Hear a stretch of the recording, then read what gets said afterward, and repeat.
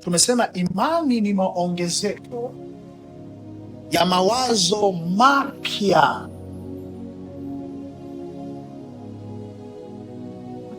ndani ya moyo wa mwanadamu, ambayo si mawazo ya mwanadamu. Kwa kifupi, imani ni maongezeko ya fikra mpya, mawazo mapya ndani ya ufahamu, ndani ya akili ya mwanadamu. Na chanzo cha mawazo hayo ni Mungu. Chanzo cha mawazo hayo ni neno lake.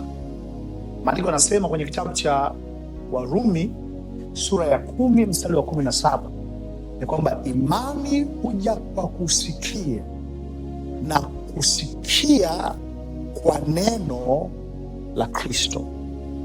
Nimeeleza mara nyingi, nikafundisha, nikasema imani inaletwa na kusikia, lakini neno la Mungu linaleta usikivu. Mara zote unapoona mtu amepata imani juu ya jambo fulani, maana yake ni kwamba ameweza kuchukua malighafi iliyoko ndani ya usikivu wa neno la Mungu. Maanake neno la Mungu linavyokuja, ndani yake kuna usikivu, na ndani ya usikivu ndiko imani inapopatikana. Watu wengi wanajua chanzo cha imani, lakini hawawezi kuyaishi maisha ya imani. Chanzo cha imani ni neno la Mungu linaloingia ndani ya moyo, lakini maisha ya imani ni neno la Mungu linalotoka ndani ya moyo. Kile kinachoujaza moyo wako kutoka kwa Mungu ni kuingiliwa ndani ya moyo kwa imani, ni mwingilio wa imani. Lakini kile kinachotoka ndani yako ambacho mwanzo kiliingia kutoka kwenye neno la Mungu ndicho kinachoweza kuathiri maisha ya nje. Na ndio maana imani haiwezi kutengwa na matendo. Mtu hatendi ili kupata imani, mtu anatega ili kupata imani. Mtu anatega masikio ya rohoni ili kupata neno la Kristo ambalo linapatikana katika usikivu. Bwana Yesu asifiwe sana. Amen. Lakini mtu ataathiri maisha yake si kwa sababu ya alichosikia, bali kwa sababu ya kile alichokitoa ndani yake. Bwana Yesu asifiwe. Amen. Sasa katika ufalme huu, maandiko hayajatutaka tu tuwe na imani, yametutaka tuishi kwa imani. Na ndio maana wanazuoni au watu waliosoma theolojia wameichunguza imani wakapata matabaka. Wengine wanasema ipo katika makundi 4, wengine katika makundi 2, wengine katika makundi 3. Lakini yote hayo haijalishi. Tunajua chanzo cha kila aina ya imani ni kusikia.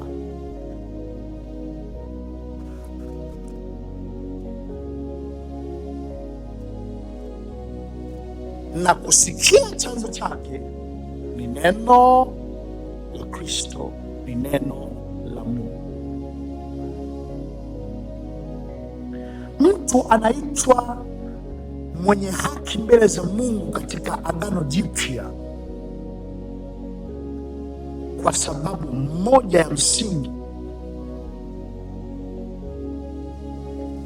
kumwamini Yesu Kristo.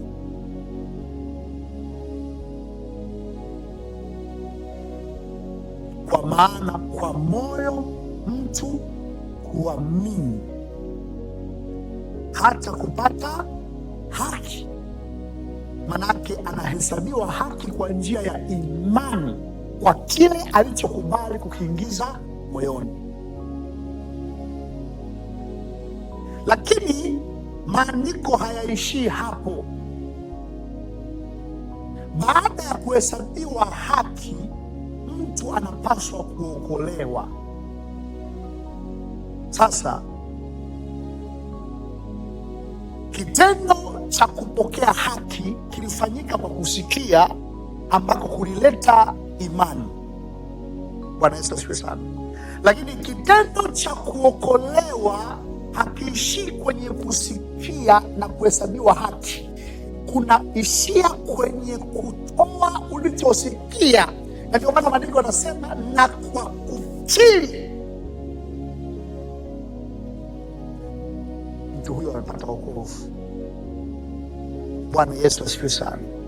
Maana yake ni kwamba maisha ya imani hayaishii kwenye kusikia. Maisha ya imani yanajumlisha vyote viwili, kusikia na kutoa nje. Sasa njia rahisi ya kuaminika ya kuweza kuyatoa mawazo ya Mungu nje, ya kuweza kuonyesha kwamba imani iko ndani yako, ni kusema, ni kutamka, ni kutenda. Bwana Yesu asifiwe sana. Sasa linapokuja swala la kutenda, ndio utaona kwamba imani inahitaji kufanya kazi na mtu mwenye ufahamu. Lakini Mungu hategemei ufahamu na mwisho wa ufahamu wako ili kufanya vitu kwenye maisha yako, isipokuwa ufahamu wako ni mahali pake pa kuanzia, kwa sababu kuna baadhi ya vitu lazima ufahamu wako usimamishwe ili Mungu aupandie juu na kufanya. Ndio maana maandiko yanasema hivi, mawazo yenu si mawazo yangu mimi, asema Bwana. Maana yake mtu anayetembea katika imani sio mtu anayetembea kwenye mawazo yake. Mtu anayetembea kwenye imani ni mtu anayetembea kwenye mawazo ya Mungu. Na ndio maana nikasema imani ni maongezeko ya mawazo mapya ambayo chanzo chake ni Mungu ndani ya moyo wa mtu. Bwana Yesu asifiwe sana. Kwa hiyo mtu anaposema kwamba anatembea kwa imani, maana yake anatembea katika kibali cha mawazo mapya ya Mungu. Mtu mwenye imani sio mtu anayefanya vitu kwa nguvu. Mtu mwenye imani ni mtu anayefanya vitu sawasawa na alichosikia.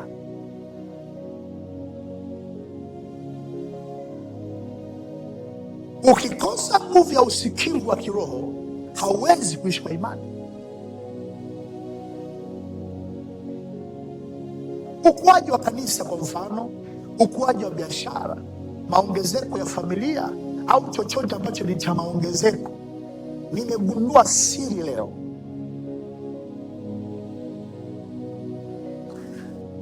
Lazima tubadilishe usemi wetu.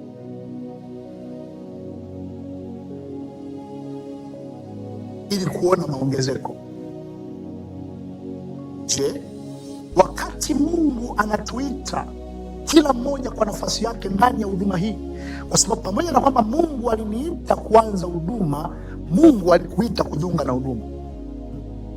Na Mungu kama alikuita na akaweka kiti chako, ukifika kanisani usisimame upate mahali pa kukaa, Manake Mungu alikuwa anatarajia jambo la uzalishaji kutoka kwako, na ndio maana watu wengi wakija kanisani wanaota ndoto za maongezeko ndani ya kanisa. Hiyo ni kuonyesha kwamba wao ni sehemu ya mafanikio na ukuaji wa kanisa. Kwa hiyo ukuaji wa kanisa, pamoja na kwamba yule aliye chief, aliyepewa nafasi ya kusimamia kanisa na Bwana Yesu ni mchungaji, lakini mchungaji hawezi kuitenda kazi peke yake, anao watenda kazi. Kwa hiyo kama uliwahi kuota ndoto kwa habari ya huduma ambayo umejiunga au kanisa uliojiunga na Mungu akakuonyesha maongezeko, hilo ni neno ambalo unapaswa kuliamini. Ni neno la Mungu ambalo limepachikwa kwenye moyo wako, na ndilo unalopaswa kuliamini. Na kama unataka kuliona, ni lazima ulijifunze kulitamka. Bwana Yesu asifiwe sana. Ikiwa Mungu alisema na wewe kupitia andiko, kupitia mafundisho, kupitia ndoto, kupitia sauti ya namna yoyote, au kupitia kukutumia nabii au malaika, na akasema kwa habari ya maongezeko kwenye biashara yako, hilo ndilo neno la Mungu nalopaswa kulitamka na kulitii. Ulimi wako lazima uwe ulimi wa imani, sio ulimi wa hali unayopitia. Ni ulimi wa hali uliyowekewa, ambayo kimsingi haijaonekana, lakini imani ni kuyatamka mambo yasiyoonekana kana kwamba yamekuwepo. Bwana Yesu asifiwe sana. Badala ya kusema kanisa halikui, huduma haikui, watu hawaji, sema watu wanakuja, watu ni wengi, watu wanaongezeka, watu ni wengi, kwa sababu ndicho ulichokiona. Mungu haja kuonyesha watu hakuna kanisani. Kila anayeota ndoto hapa anaota ndoto ya watu wengi ndani ya kanisa, anaota ndoto ya watu 100, watu 200, watu 300, watu 10,000.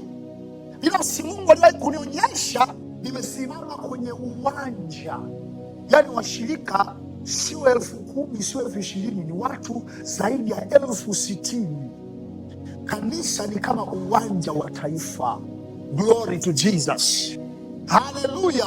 Watu kama 60,000 au 100,000 ndio ambao nitaendelea kuwaona na kuwatamka kuanzia sasa. Hata wachawi, wasoma nyota na madhabahu za giza wanaangalia matamshi yako kwa habari ya ndoa yako, wanaangalia matamshi yako kwa habari ya biashara yako, wanaangalia matamshi yako kwa habari ya huduma yako. Unasema nini? Unakubali kwamba umelogwa ukalogeka?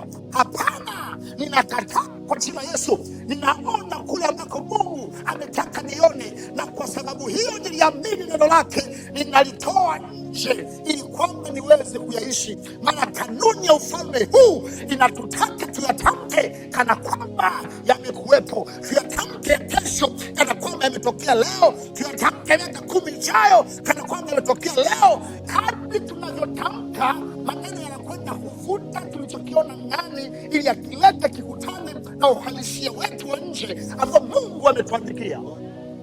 Glory to Jesus, haleluya, haleluya. Kwa hiyo lazima tuwe na silaha ambayo ni kinywa. Niliwafundisha nikawaambia, watu wengi wanadhani silaha ya nabii ni macho peke yake. Macho ni mazuri, ni vizuri kuona. Watu wengi wanadhani silaha ya nabii ni kusikia sauti ya Mungu peke yake. Masikio ni mazuri na ni vizuri kuona, lakini silaha ya vita kwa ajili ya nabii sio macho na masikio, ni kinywa, ni ulimi wake, ni matamshi yake. Nikawapa mfano jinsi ambavyo Yeremia aliitwa. Mungu anamwambia, tangu ukiwa tumboni mwa mama yako nalikujua, tangu sijakuumba tumboni mwa mama yako nalikutakasa. Anasema nimekufanya kuwa nabii wa mataifa. Yeremia alikuwa ni mtoto wa kuhani. Kwa hiyo kwake haikuwa shida kuelewa maana ya nabii. Bwana Yesu asifiwe sana. Na ndio maana katika majibu yake hakuzungumzia habari ya kuona wala kusikia, alizungumzia habari ya kusema. Akajitetea kwamba mimi bado mdogo, kwa hiyo siwezi kusema. Akamwambia usijali, usihofu, kwa sababu utakwenda kwa yule ambaye nimekutuma kwake, wala usiseme wewe ni mdogo, kwa maana utakwenda kwa yule ambaye nimekutuma kwake. Bwana Yesu asifiwe sana. Alafu akanyosha mkono wake akamgusa kinywa chake, akasema kuanzia leo nimeweka maneno yangu kinywani mwako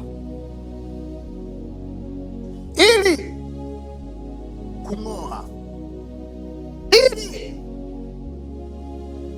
kubomoa, ili kuharibu, ili kuangamiza, ili kujenga na ili kupenda. Bwana Yesu asifiwe sana. Haleluya. Na ukitazama baada ya hapo kilichofuata, Mungu hakuweka mkono wake juu ya macho. Alimuuliza Yeremia, unaona nini? Mungu akishaweka usikivu ndani yako, akakupa neema ya kusema, na uhakika utaona. Kila mwenye uwezo wa kusema ana uwezo wa kuona. Haleluya. Kinachowashinda watu kutembea katika huduma ya kinabii si kuona.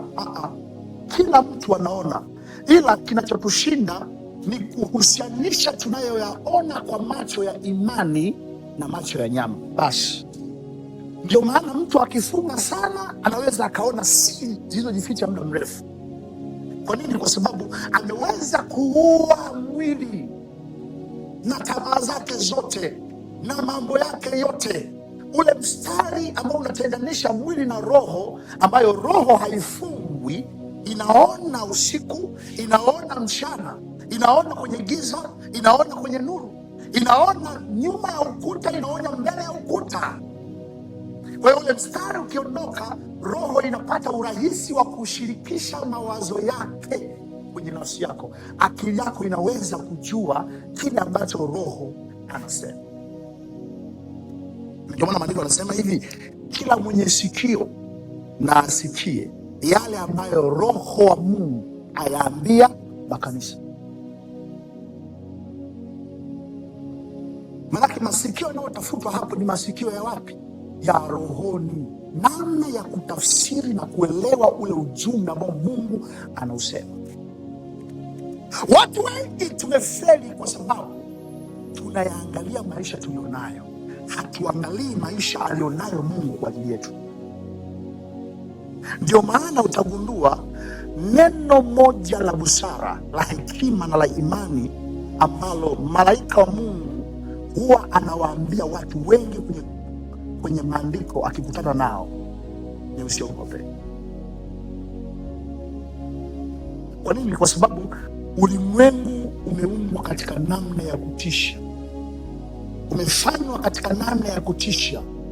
Mazingira yaliyopo, kwa sababu anayetawala ulimwengu ni Shetani. Shetani anatisha. Maandiko anasema ni kama simba au ngurumai akitafuta mtu apate kummeza. Bwana Yesu asifiwe sana. Haleluya. Maandiko yanaposema anatafuta mtu ili apate kummeza, manake si kila mtu anamezeka na sio kila mtu anapatikana. Na ndio maana anatafuta. Hatembei kumeza kila mtu, anatafuta wa kumeza. Manake anayemezwa ni yule aliyempa nafasi. Asiyempa nafasi hawezi kumezwa, atammeza. Bwana Yesu asifiwe sana. Ninakutuma ukameze fedha kwa jina la Yesu, ukameze misingi ya ulimwengu huu katika jina la Yesu, uweze kutawala mahali ulikotawaliwa katika jina la Yesu. Kuna neema ndani yako, kuna uwezo ndani yako, kuna nguvu ndani yako. Glory to Jesus. Hallelujah, hallelujah. Hallelujah, hallelujah. Hallelujah, hallelujah. Nisikilize leo siku ya Ijumaa, nakwambia kuanzia leo badilisha usemi wako. Usiombe A alafu baada ya hapo ukiri B. Kila unapoomba unajiweka kuwa mwenye haki kupokea ulichokiomba. Lakini kila unapokiri tofauti, unajitoa katika nafasi ya kupokea wokovu wa kile ulichokiomba. Bwana Yesu asifiwe sana. Sema, kuanzia leo nitakachotamka katika maombi ndicho nitakachotamka katika maisha ya kila siku. Nitakiri uchumi mkubwa, nitakiri maongezeko, nitakiri ushindi, nitakiri utajiri, nitakiri uzima katika jina la Yesu. Sio kazi rahisi kuelimisha ulimwengu uliojaa matabaka, uliojaa usaliti, uliojaa maumivu, uliojaa uchawi, lakini kadri tunapolisema neno la Mungu tulilopokea, lazima mazingira yetu yaelewe katika jina la Yesu. Amen. Ninatamka juu ya kanisa hili ya kwamba maongezeko yatakuja kwa kasi kwa jina la Yesu. Ninaona mafuriko ya watu mahali hapa katika jina la Yesu. Watu wanatoroka bungeni vikao, wanakimbia kuja kusikia neno la nabii mahali hapa katika jina kuu la Yesu Kristo. Watu wataondoka mahali pao pa kazi kuwahi biashara yako katika jina la Yesu Kristo. Nataka ukiri kwa ushindi na uamini ya kwamba Mungu anatenda leo, atatenda kesho na atatenda milele. Amen. Mungu akubariki sana. Kama una sadaka yako unaweza kutoa, na wewe unayetufuatilia kupitia mtandao, kupitia sauti hii, unaweza ukatoa sadaka yako. Namba ya kutoa sadaka ni 0756 48 28 47.